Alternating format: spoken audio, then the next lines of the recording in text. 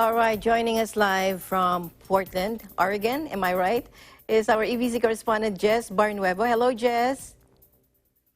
Hello, Alma. Hi. Oh, good to see you. Hello. Happy to see you. Okay, so what do you have for us?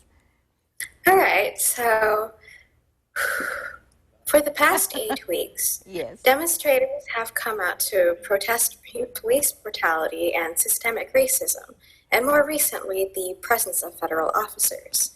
A group gathered at Gateway Discovery Park in Northeast Portland to honor John Lewis and Reverend C.T. Vivian. They then took to the streets for a march. Lewis was a congressman for Georgia and a civil rights icon. He died on July 17. Vivian was a minister, civil rights activist, and close advisor to Martin Luther King Jr. He also died on July 17. In downtown Portland, a group of lawyers planned to meet at Salmon Street Fountain and march to the Multnomah County Justice Center to join other demonstrators. Around 7 p.m., police were called out to report of a shot fired near Southwest 4th Avenue and Southwest Salmon Street, which is close to the federal courthouse. On Saturday, protesters gathered at a few locations, including the Police Union building in North Portland.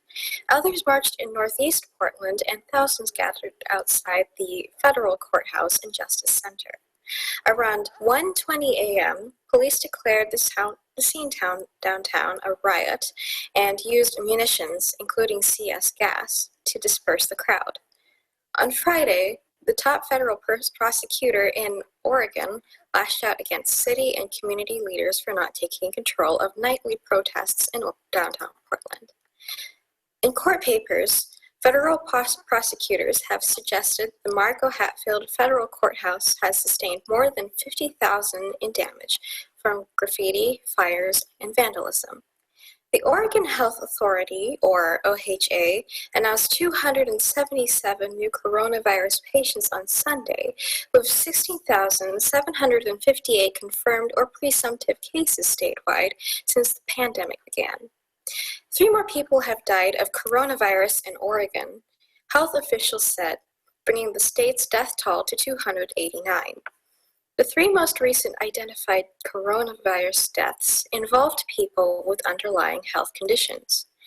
According to the latest data on the OHA website from Friday, only 9% of all COVID-19 cases have led to hospitalization in Oregon. More than 1,200 patients have been released from hospitals. However, there are still currently 233 patients hospitalized with confirmed or suspected COVID-19. Of those patients, 58 beds and 30 are on ventilators. Back to you, Alma. All right. Okay, Jess, so the protests, the issue is still with is about the killing of George Floyd, isn't it?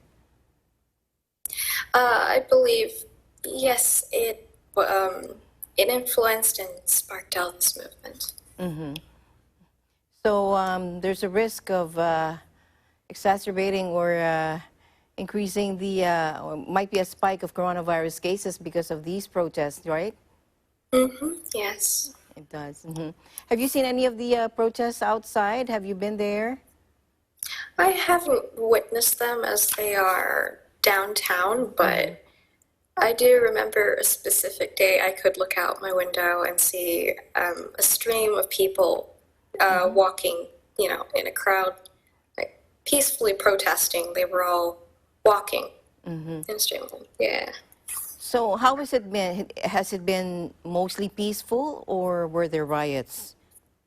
In this area I'm in, it's not as much of a concern, but the riots are making huge waves in the media, from what I hear. All right. Thank you very much, Jess. You take care. And Thank you, Alma. Stay safe. Thank you, Alma. Likewise, reporting from Portland, Oregon, this is Jessica Barnuevo, and we live in interesting times.